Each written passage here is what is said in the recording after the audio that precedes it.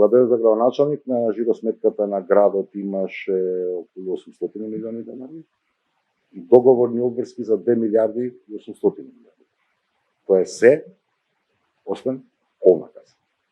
Значи, ние првата година де факто ги затваравме, да кажем, условно, битки финансиски го рехабилитиравме градот. После се што направивме во изминатите 3 години, без оглед што ДПМН сака да демантира дека нешто се случува. Факт е, во овој град имате 4 нови булевари за само 3 години. Во овој град во моментот се работи мост што не било градено преку 25 години.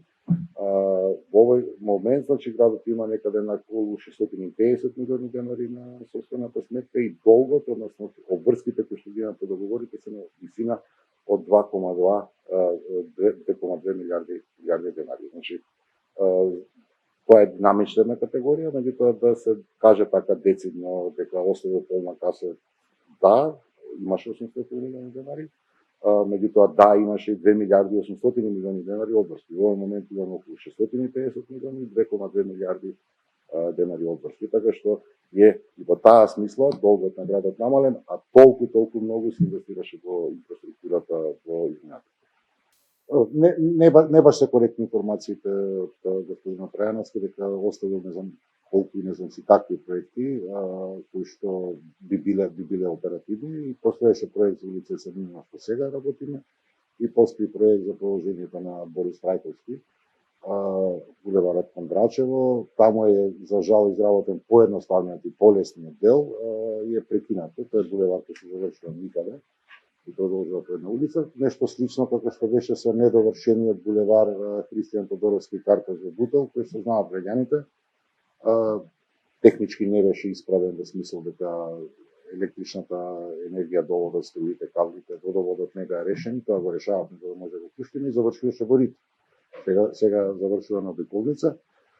И не постојаат други проекти кои што беа оперативни и функционални. Дали такво нешто имало или не, многу е лесно проверливо и многу лесно може да се посочи кои се тие проекти што биле готови, а градот не ги применил. Напротив, јас верувам во континуитет и онаму каде што има, да речем, економска оправданост и приоритети во политиките што ги креирам како градоначалник, тоа е превземено. Борис Трајковски не го превземавме затоа што, односно не го продолживме затоа што се уште градот го плаќа кредитот со кој што е досегашната релација изградена. Така што дури и тоа што е нешто малку направено по тоа време е направено на кредит кој што се уште го плаќаме. Кога ќе завршиме со плаќањето на тој кредит, тогаш ќе продолжиме булевар.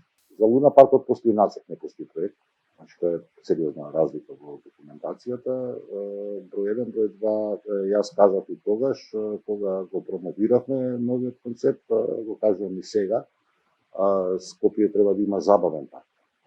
Не Луна парк, нешто од типот на онака како што функционира како Дизниленд, да речем. Во смисол да вие како граѓанин кој ќе влезете со своето семејство, можете да го искористите целиот ден таму во тој затворен комплекс и тоа е нормалниот, модерниот и европскиот пристап кој што треба да го имаме. Концептите на Луна парк се башарски концепти. Као да сме на Панагир во паркот и јас во тоа едноставно нити верувам, нити мислам дека граѓаните треба да го имат како опција. Ние требаше да го започнеме со реализацијата. Беше презентиран забавниот парк по членовите на Советот и добиен, да речем, тој проект како донација од мојот пријател во Италија, кој што има дизајнирано преку 54 забавни паркови во светот. Значи, за жал започна пандемијата на COVID-19, тој беше во програмата предвиден за реализација минатата година со цел да некаде година и пол до 2 ја завршиме таа работа и средствата за мене во тој период беше поприоритетно да ја поддржам домашната економија и отколку да поддржиме италијанска или кинеска, бидејќи тие се земјите кои што најчесто ги произведуваат реквизитите. Годинава е предвиден тоа за јавни набавки, кога ќе започнеме со негова реализација, многу е можно годинава да се распише тендерот за имплементација, односно за реализација на забавниот парк. Прашањето ми е за она сала, мислам дека беше сериозно доволно добро експлоатирано во текот на минатата година, кога дебатиравме во јавноста што всушност треба да се случи кога е концертна сала и инфраструктурата во културата во прашање. На